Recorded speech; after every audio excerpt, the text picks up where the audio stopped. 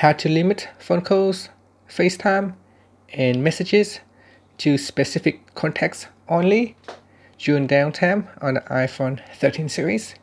First, let's go back to the home screen by swiping up at the bottom of the screen. And on the home screen, tap on Settings. In Settings, go down and tap on Screen Time.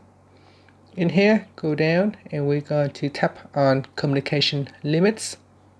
Then tap on During Downtime. Next, go to the Allow Communication section and tap on Specific Contacts. And then tap on Add Contacts. Then choose. So select Choose from My Contacts, or you can add New Contact. So I'm going to select Choose from My Contacts. In the contacts list, go down the list here and select a contact that you want to add, and then tap on Done. Okay, so continue to add more contacts as required or as necessary. Okay, and then tap on Done. And that's it. So in here you can add in one or more contacts.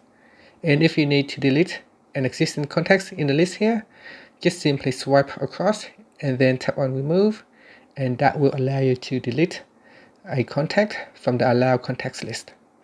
And that's it. So once you have added to the list, then during downtime, you can make the call to that person. And that's it.